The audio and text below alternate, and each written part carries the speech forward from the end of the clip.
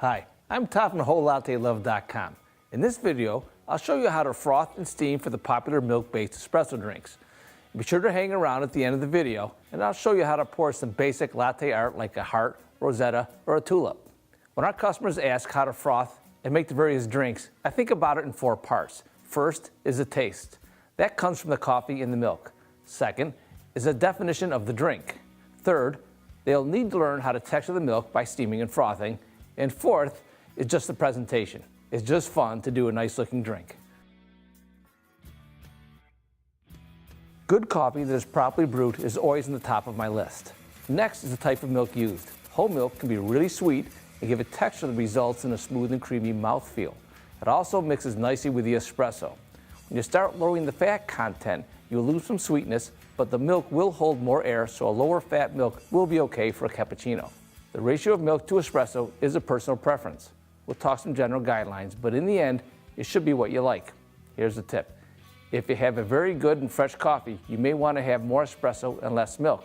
If a coffee is not so great, then you may want to reverse the ratio and use more milk. So let's define the drinks.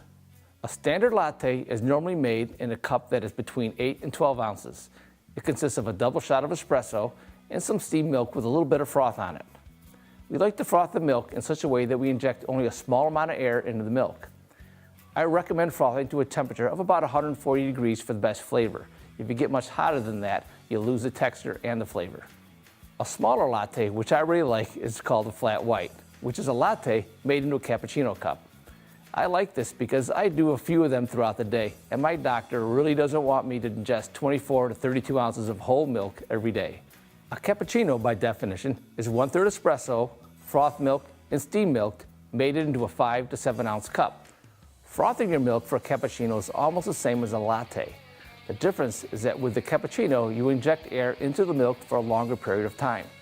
Your final milk temperature can be the same, but when you get it done, you will have more air, so the milk will separate a little bit better. Remember, don't forget that taste is the first thing that we are worried about, so think about the espresso to milk ratio. A cappuccino can have a single shot or a double shot. Try both and see what you like best. By definition, a cafe macchiato is an espresso marked with foam. This drink is normally appreciated by those who are espresso drinkers and want to add a little sweetness and texture from the foam. Since there is so little foam, it is especially important that the espresso be of the highest quality and brewed just right. The foam we use is normally a cappuccino type foam, but it's okay to use a latte type foam if you prefer. There are 2 parts to properly texturing the milk for the drinks you're about to make. When texturing your milk, you always start with cold milk into a cool frothing pitcher of the proper size with your proper amount of milk. Start by adding milk up to where the spout starts. I like a 12-ounce Rattleware latte art pitcher for any drinks under 7 ounces. For drinks from 7 ounces up to 12 ounces, I'll use a 20-ounce pitcher. Always do the frothing part of the milk by injecting air into the milk while the milk is cold. When you get to the desired amount of froth, then bury the tip and just steam it up to your desired temperature. Okay, we're making a latte. First thing to do, always purge any water or condensation out of the steam wand. Then you put the wand into the pitcher.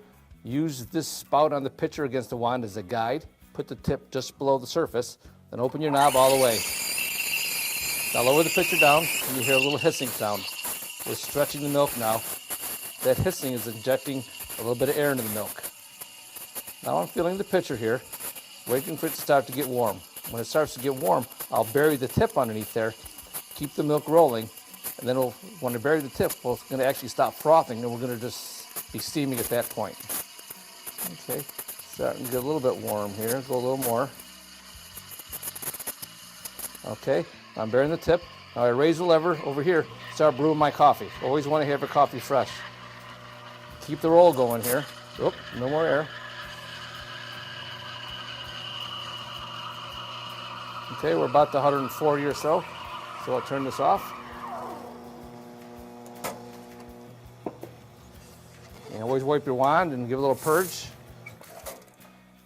Coffee's done there. Always like to do a little swirl here. If you have any bubbles, hit it, that'll break up your bubbles. Now we'll start pouring the milk right in the center. Start high so the milk goes underneath the espresso. Then bring it down. Just work it back and forth. Hold at the end for a little bit and swipe it across the center. And that will give you a latte. Now we're going to make a cappuccino. Always purge the wand out, get any condensation out of there. Tip well below the surface, open the knob, immediately lower the pitcher down. You hear that hissing sound, get a nice rotation in there. That'll mix the milk together. It'll stretch it really nicely when you do that. And lower the pitcher down, keep going just a little bit to keep the air being injected. We're going to do more air in than we did with a latte. So we're going to make it a little bit hotter before we bury it. It's pretty good there now. I'm going to bury it and start my coffee.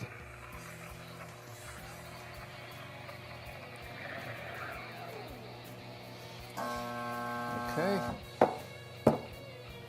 And we'll wipe our wand down. Purge that out. Okay, you can see this is thicker than it was for the latte. This was done. And this we're just going to kind of pour it right down the center. I'm not going to make any fancy designs on it.